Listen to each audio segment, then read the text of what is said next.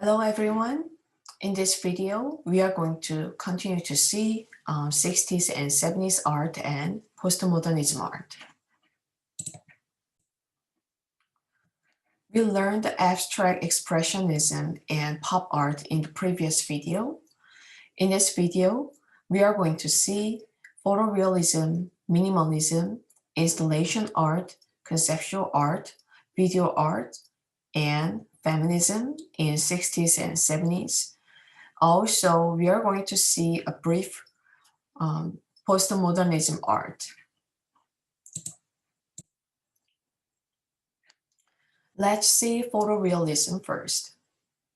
Pop art focused on imagery in the mass media inspired artists to look more closely at photographs.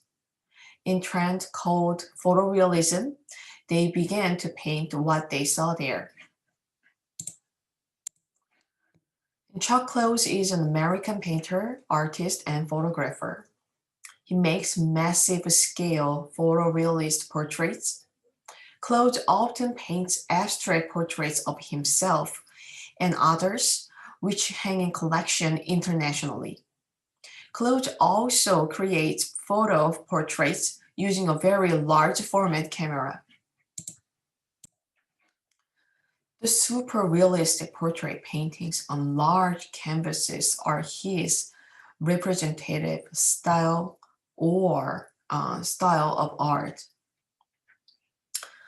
Close had been known for his skillful brushwork as a great graduate student at Yale University. Close began a series of paintings derived from black and white photographs of a female nude, which he copied onto canvas and painted in color. As he explained in a 2009 interview, he made the choice in 1967 to make art hard for himself and force a personal artistic breakthrough by abandoning the paintbrush. Throughout his career, Chuck Close has expanded his contribution to portraiture through the mastery of such varied drawing and painting techniques as ink, graphite, pastel, watercolor, contact crayon, finger painting, and stamp pad ink on paper, and also printmaking techniques such as mezzotint, etching, woodcut, lino cut, and silk screen, as well as handmade paper collage, Polaroid photographs, daguerreotypes, and jacquard tapestries. And the next art movement is minimalism. So minimalism is an art movement that began in post-World War II Western art, most strongly with American visual arts in the 1960s and early 1970s. The movement is often interpreted as a reaction against abstract expressionism and modernism. It anticipated contemporary post-minimal art practices, which extend or reflect on minimalism's original objectives. Donald Judd was an American artist associated with minimalism. In his work, Judd sought autonomy and clarity for the constructed object and the space created by it. He abandoned painting for sculpture in the early 1960s. In his essay, Judd found a starting point for a new territory for American art and a simultaneous rejection of radical inherited European artistic values, these values being illusion and represented space as opposite to real space. And the next art style is installation. Installation art is an artistic genre of three-dimensional works that often are site-specific and designed to transform the perception of a space. And minimalist sculptures were shown carefully positioned in the architectural spaces of a museum or gallery. Artists created installations and spaces conceived of as works of art or viewers to enter and experience. And there was conceptual art emerged. Conceptual art is art in which the concept or idea involved in the work take precedence over traditional aesthetic, technical, and material concerns. Conceptualism is not a style, but a way of thinking about art, and artists have put it to many different uses. Many conceptual artists worked with language, for words, when written, take on a double life as image and idea. And this is Yoko Ono's Grapefruit, and it is a conceptual artist book. An artist book is a work of art that is based on the idea of a book and what a book does. We accept that books are made of paper, are bound, and contain information. That artist book plays on these truths. And the next art trend in 60s and 70s is video art. Portable video cameras were first made available to the general public in 1965. And the first two works of video art quickly followed within weeks of each other. One was by Andy Warhol, who had been asked by a magazine to experiment with one of the new devices.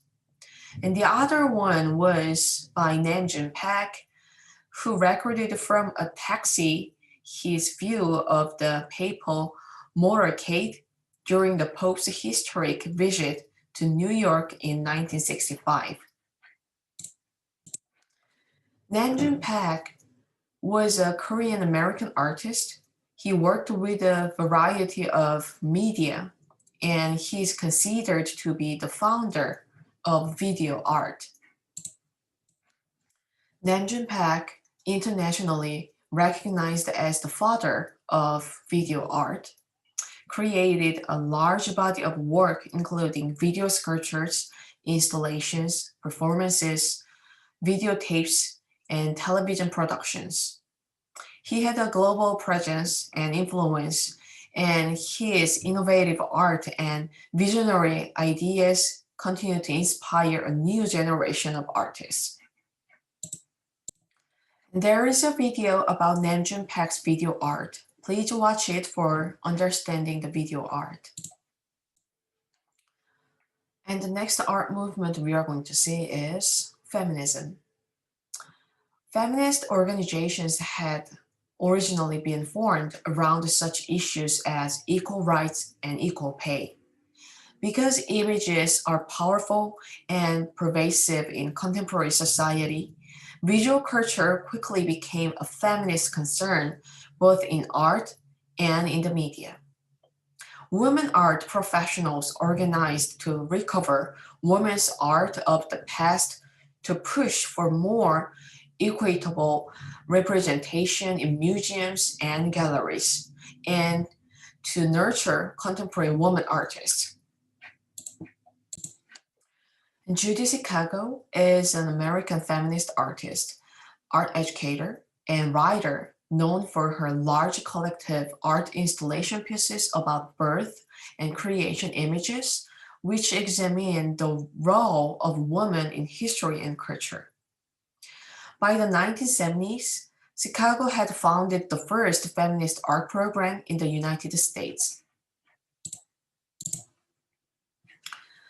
Judy Chicago's dinner party is perhaps the most important work from this time. A collaborative work, the dinner party was executed with the help of hundreds of women and several men.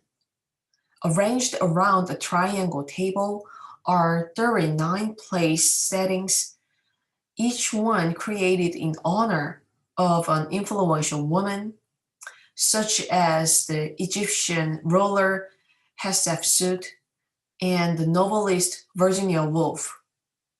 The names of an additional 999 important women are written on the tile floor.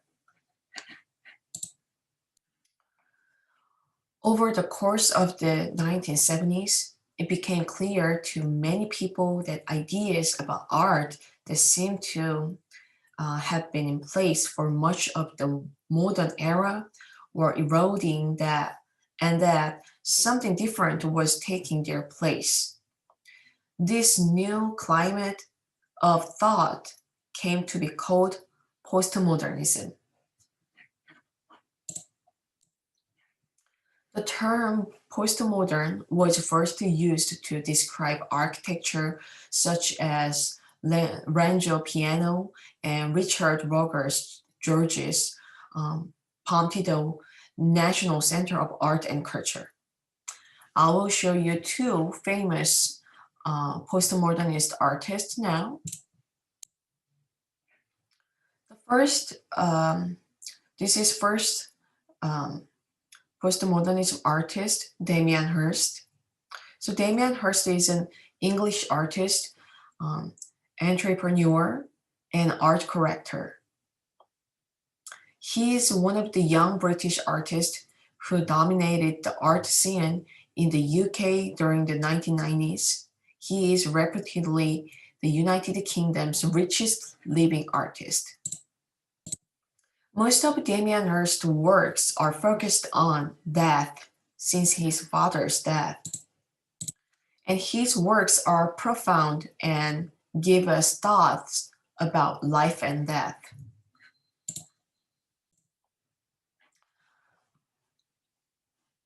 This work of art is For the Love of God by Damien Hirst, produced in 2007. It consists of a platinum cast of an 18th century human skull encrusted with 8,601 flawless diamonds, including a pear-shaped pink diamond located in the forehead that is known as the skull star diamond. There is a video about Damien Hirst in this section. Please watch the video to see his diverse work of art. And the next postmodernism artist is Matthew Barney. And Matthew Barney is an American contemporary artist and director who works in the fields of sculpture, film, photography, and drawing, and whose works explore intertwining connections between geography, biology, geology, and mythology, as well as themes of conflict and failure. Barney created 5 videos in a series he titled the Cremaster Cycle, named for a muscle in the male reproductive system. The videos are filled with odd characters engaged in unusual behavior with no master plot or dialogue. Barney plays many of the characters. An overarching theme is creation, including human reproduction. In this photograph from Cremaster 4, the first video, Barney presents himself as a satyr, the mythological creature who is part man, part goat. The character is inspired by a type of ram that lives on England's Isle of Man, where the film is set. So this is Matthew Barney's Cremaster Cycle trailer video. Please watch this video about life and death. And this is the last chapter video of this course.